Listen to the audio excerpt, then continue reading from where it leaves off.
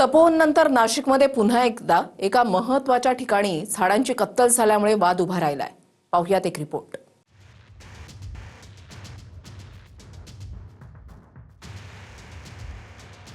तपोवनानंतर नाशकात आता कुसुमाग्रज उद्यानातली झाडं तोडली गेली आहेत। त्यामुळे पुन्हा पर्यावरणप्रेमींनी संताप व्यक्त करत कारवाईची मागणी केली। कविश्रेष्ठ कुसुमाग्रजांच्या नावानं नाशिकमध्ये उभारण्यात आलेल्या नाशिकच्या कुसुमाग्रज उद्यानाची काही जागा मलजल निस्सारीकरण केंद्रासाठी राखीव केली गेली। त्यासाठी या भागात झाडांची कत्तल झाली आहे। आरोपांनुसार यावेळी कुसुमाग्रजांच्या कवितांचे शिलालेख देखील तोडण्यात आलेत। मोडून पडला संसार पण मोडला नाही कणा, पाठीवर हात ठेवून फक्त लढ म्हणा। नाशिकचे कविश्रेष्ठ कुसुमाग्रज यांच्या या कवितांनी सर्वसामान्यांच्या मनावर शतकानुशतका अधिराज्य गाजवलं। आज देखील तात्यासाहेबांच्या नावानं खरं तर या कवितांचा उजाळा केला जातो।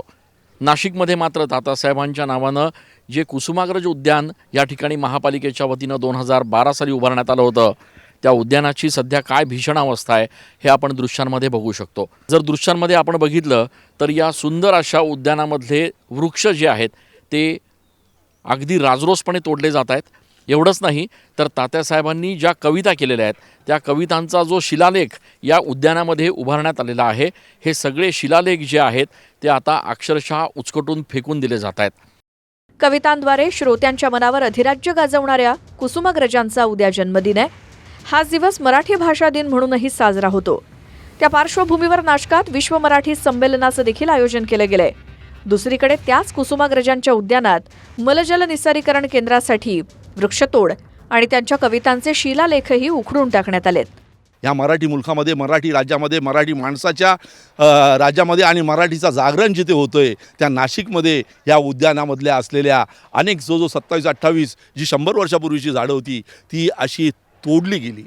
ज्या निसर्गाच्या सानिध्यामध्ये फुलं पाखरं यांच्यासोबत कुठेतरी तात्यासाहेबांच्या निसर्गाच्या कविता इथे लहान मुलांना वाचायला मिळत होत्या, त्या कोनशीलासुद्धा त्यांनी उद्ध्वस्त केल्या।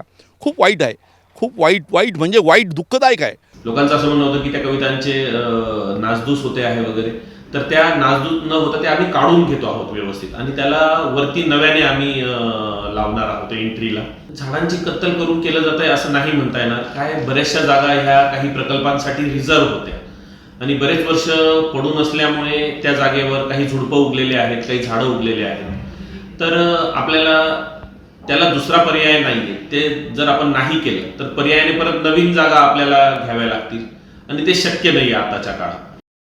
तपोवनाचा वाद ताजा असतानाच आता नाशकात कुसुमाग्रजांच्या उद्यानात झाडं तोडली गेल्यामुळे नाशिककरांमध्ये तीव्र नाराजी आहे।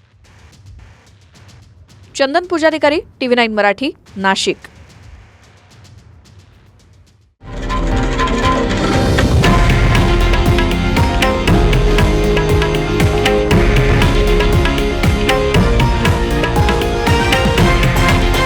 हे आहे देशातील नंबर 1 न्यूज नेटवर्क आणि आपण पाहत आहात TV9 मराठी, एकमेव।